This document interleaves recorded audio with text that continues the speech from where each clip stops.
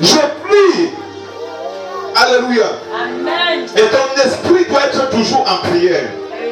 Tu ne pries pas parce que tu as les problèmes, mais tu pries parce que tu parles à Dieu. Deuxième point, tu dois te donner à la méditation de la parole de Dieu. Plusieurs enfants de Dieu aujourd'hui sont devenus les enfants de miracles. Ils viennent seulement à l'église pour les miracles. Ils viennent à l'église pour les prophéties. Ils viennent à l'église pour ceci, cela. Mais je te dis, les prophéties passeront, les miracles passeront, mais la connaissance de Dieu, la parole de Dieu ne va pas passer. Tu ressembles à ce que tu connais de Dieu. Cherche à connaître le Seigneur que tu sers. Et c'est au travers de sa parole. Nous appelons la Bible le testament. Comment est-ce que tu veux jouir du testament que ton père t'a légué si tu ne connais pas tous les clauses de ce testament-là? Alléluia. Voilà pourquoi le Seigneur a dit mon peuple périt faute de connaissance. Parce qu'il lui manque la connaissance. Si mon enfant pouvait savoir que je lui ai légué tel immeuble en fou, tel immeuble à Paris, tel immeuble aux États-Unis, il n'allait pas souffrir. Tu es tellement riche, mais tu vis comme un esclave. Parce que tu ne sais pas qu'il y a ma richesse à tel endroit. La Bible que nous tenons en main, la parole de Dieu qui est la nôtre, est une richesse. Ça a tellement de richesse. Mais cette richesse n'est pas visible aux gens qui ne cherchent pas Dieu. Alléluia. Amen. Voilà pourquoi tu lis, tu regardes et tu ne vois pas. Jésus dit, ils ont les oreilles, mais ils n'entendent pas. Ils ont des yeux, mais ils ne voient pas. Amen. Amen. La Bible que tu tiens en main, c'est une richesse. Qu'est-ce que tu veux sur le soleil?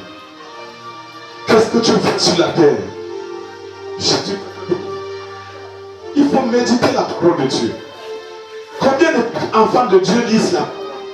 Combien? Hein? On souffre là parce qu'on attend que le pasteur lit. Quand le pasteur lit, ça commence d'abord par le pays d'abord. D'abord. Parce qu'on ne peut pas donner quelque chose qu'on n'a pas. Il faut que ça marche sur moi d'abord, avant de te contaminer. Alléluia. Et si ça devait prendre 5 ans pour marcher sur moi, pour que ça marche sur toi, il faut 10 ans. Comment est-ce que ta bénédiction doit dépendre de quelqu'un? Plusieurs chrétiens, les bénédictions dépendent de leur pasteur. Ce n'est pas bien. Ta bénédiction ne doit pas dépendre de quelqu'un. Donne-toi la parole de Dieu. Alléluia. Cherche Dieu. Le matin, lève-toi, lis la Bible. Lis même pas ça, c'est certainement de lire. Hein? Certains disent que je vais lire par où? Lis là où tes yeux vont tomber. Alléluia. Lis là où tes yeux vont. Ouvre même au hasard, là où tu tombes, tu tombes. C'est toujours la Bible. Amen. Que ma parole ne s'éloigne point de ta bouche. Médite-la jour et nuit afin de réussir. Qui veut réussir? Qui veut réussir? Médite la parole de Dieu. Il a dit à son fils Josué, le Seigneur, mon enfant, ma parole, que ça ne s'éloigne point de ta. Médite ça jour et. Alléluia. Vous voyez, quelqu'un te dit j'ai lu la Bible 10 fois. Mais la 11e fois, une révélation sort qu'il n'avait jamais entendu, il n'avait jamais vu. Alléluia. Dans la Bible, nous l'appelons une parole vivante parce que tu peux lire un verset aujourd'hui, tu lis le même verset demain, ça te dit autre chose. Tu lis le même verset après demain, ça te donne autre chose. Voilà pourquoi on appelle ça la parole vivante. La parole de Dieu est vivante. Et c'est ça qui fait la différence entre d'autres livres. Alléluia. Cherche la parole de Dieu. Donne-toi la parole de Dieu. Ne prends pas la Bible pour faire comme si c'est un talisman. Non. Ce n'est pas un talisman pour te protéger. Il faut la lire pour la comprendre. Troisième point. Tu dois cultiver la présence de Dieu par la communion fraternelle. Amen. Amen. Nous avons dit, premier point, c'était quoi? Si on est avec moi.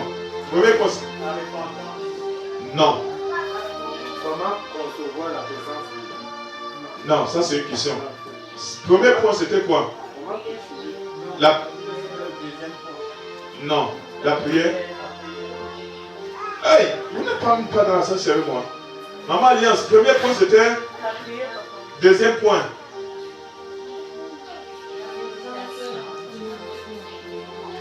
Et le chocolat quoi sur ça? Hey, vous allez prier. Amen. Premier point, prière. Deuxième point, méditation de la parole. Troisième point, cultiver la présence fraternelle. Quand on parle de fraternelle, fraternelle veut dire la fraternité. Alléluia. Quand on parle de fraternité, beaucoup pensent que c'est seulement le mot que les sorciers utilisent. C'est un mot qui veut dire plusieurs personnes qui croient la même chose se rassemblent. Alléluia. Plusieurs personnes qui croient en la même croyance se rassemblent, qui partagent la même idéologie, qui partagent la même croyance, qui ont la même vision. C'est ça qui forme une fraternité. Et lorsque une fraternité est mise sur pied, il y a l'esprit de la fraternité, qu'on appelle couramment les grégores de ce groupe. Alléluia. Amen. Le christianisme a la plus grande égrégore dans l'histoire de l'humanité. Alléluia. Cela veut dire la puissance que nous chrétiens avons est au-dessus de toute autre puissance. Même si les sorciers de la terre se rassemblent, ils ne peuvent pas contre les enfants de Dieu. Alléluia. Voilà pourquoi Jésus a dit lui-même, là où 2, 3 seront rassemblés en mon nom, je serai au milieu d'eux. Alléluia. Plusieurs personnes disent que je veux prier à la maison, c'est bien de prier à la maison, mais la communion fraternelle est une clé tellement importante. Alléluia. Tellement importante. Quand nous sommes rassemblés comme ça, le feu qui jaillit dépasse le feu que si on était deux. Le feu qui jaillit dépasse le feu que si j'étais seul. Alléluia. L'importance de venir à l'église est capitale. Tu viens à l'église pour être en communion avec les frères, pour manger le pain avec les frères, parce que tu ne peux pas manger le pain seul. Il a dit, toutefois où vous serez rassemblés, faites ceci en mémoire de moi. Donc on ne peut pas parler de rassemblement lorsque tu es seul. Il n'y a pas de rassemblement quand c'est une seule personne. Cela veut dire pour la communion, il faut que vous soyez en fraternité. Alléluia. Amen. Très important. Quand tu te déconnectes de la communauté des frères, tu es en train de mourir un peu. Et généralement, ceux qui se déconnectent de la communauté, c'est ceux qui ont péché. Quand le péché entre, ça ne supporte pas la présence de ses frères. Alléluia. Ça ne supporte pas la présence. Non. L'une des choses, quand le péché entre, ça ne supporte pas l'élévation de quelqu'un. Ça ne supporte pas la présence des frères. Alléluia. Donc plusieurs personnes se déconnectent parfois de l'église. Reste à la maison, ne parle pas à l'église. Le problème n'est pas le pasteur. Le problème n'est pas que le frère en Christ m'a fait ceci ou m'a fait cela. Le problème, c'est l'intimité avec le Seigneur. L'intimité a été corrompue. Alléluia. Voilà pourquoi la présence, ça ne supporte plus. Amen. La communion avec les frères est hyper importante. Hyper importante. Quand on est en réunion de frères, le frère te donne son témoignage. Le frère te donne comment il communique dans le secret avec Dieu, son expérience avec le Seigneur.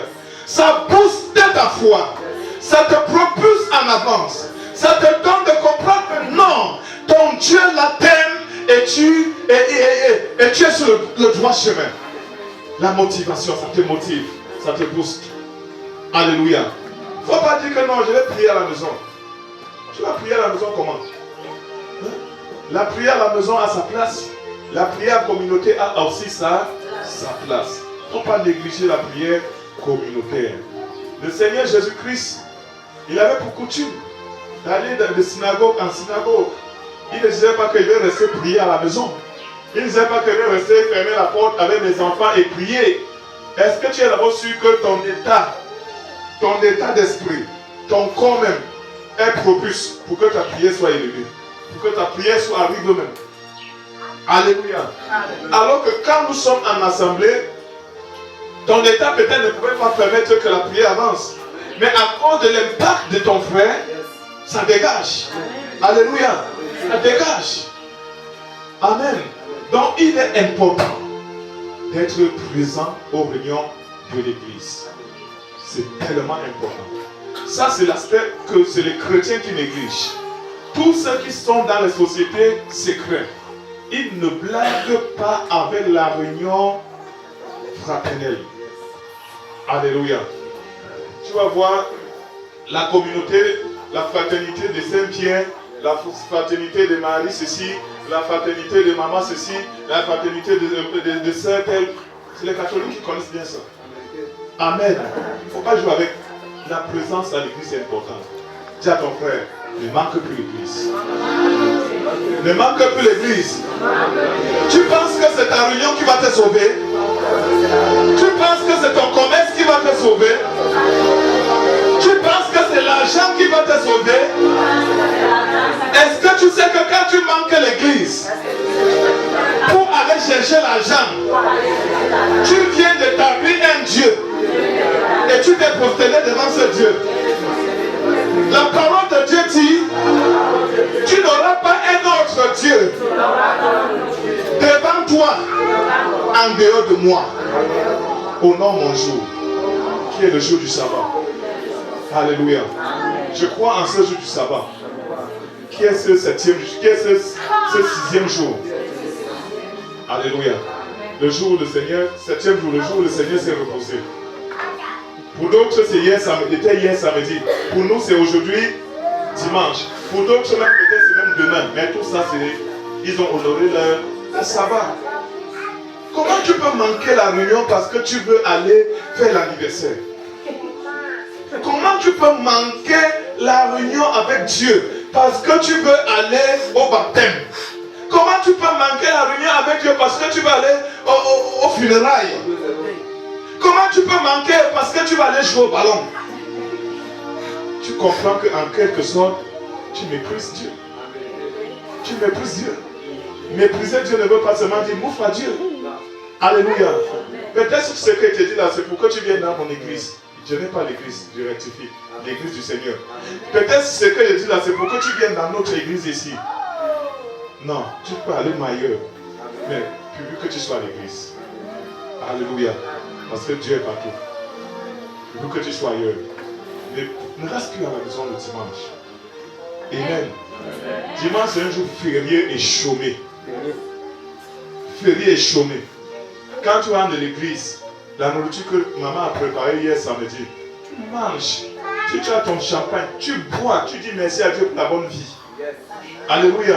Si tu as un peu tes moyens, si Dieu t'a un peu donné tes moyens, hein, tu n'as même pas la voiture comme nous comme ça, tu appelles Nyango. Amen. Tu passes la commande, Nyango vient garer devant ta maison. Tu entres dans son Nyango, l'air tape un peu sur toi avec ta famille. Vous partez aussi, vous baladez. Alléluia. Vous savourez la vie. Amen. Tu savoures la vie. Tu demandes à Dieu que la vie que tu me donnes est précieuse. Et je la respecte. Alléluia. C'est pas que tu es là dimanche, tu es toujours forcé. Cotisation. Tu vas mourir, la cotisation va rester. Ça va rester. Amen. Il faut savoir faire la part des choses. Dis à ton frère, la part des choses. Je vais terminer là. On va terminer là sur le quatrième point. Donc le troisième point était d'être à l'église. Le quatrième point maintenant, l'atmosphère de louange. Alléluia. L'atmosphère de louange. Tu vas méditer avec son des lieux. Donc tu dois cultiver la louange, l'adoration, écouter les musiques de Dieu. Tu dois être là. On ne doit pas venir seulement dans ton téléphone. On voit que c'est seulement les chansons du monde. Alléluia. Il faut savoir que quand tu suis les chansons du monde, l'esprit qui accompagne la chanson là est parfait. Alléluia. Et il faut savoir que la plupart des artistes mondains là, La plupart, leurs sources ne sont pas les bonnes sources. Amen. Plusieurs ont touché, plusieurs ont mis la main quelque part, plusieurs ont bâti des alliances. Et maintenant, pendant que vous écoutez la musique, ils s'en servent de vos énergies. Amen. C'est cette énergie-là qui est emmagasinée chez eux et retourne comme les ressources que vous les voyez avec. Ce sont vos énergies. Tu es en train d'écouter, il est en train de prendre ton énergie.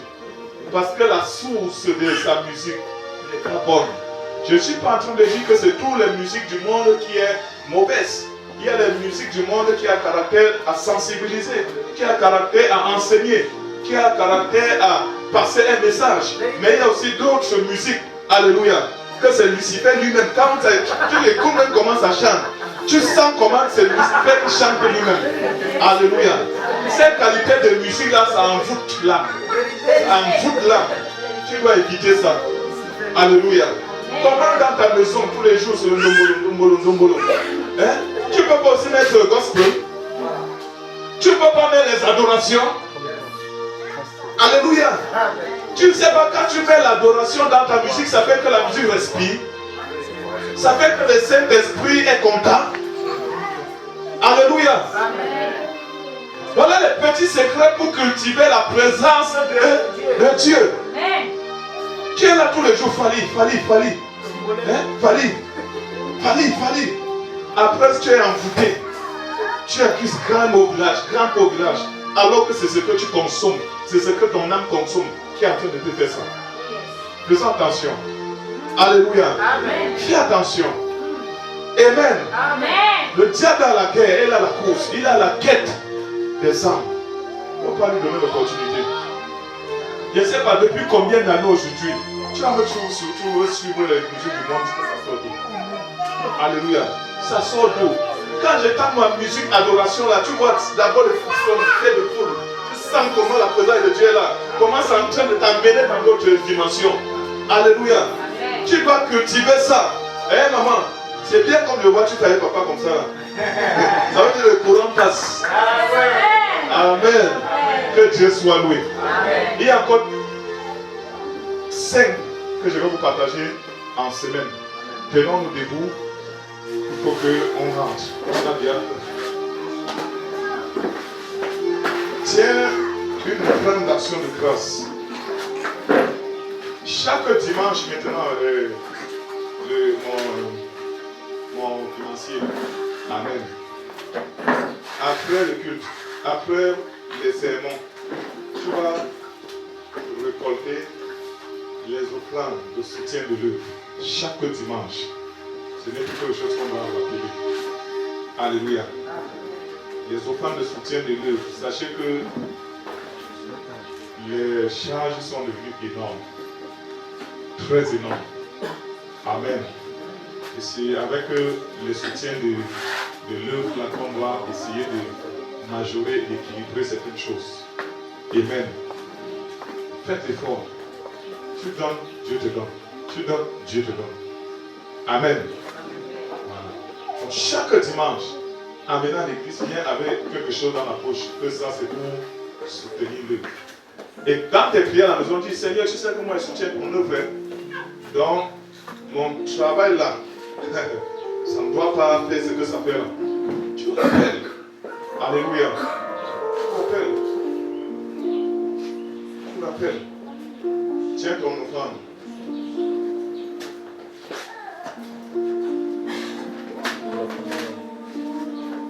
Tiens ton offrande là-bas.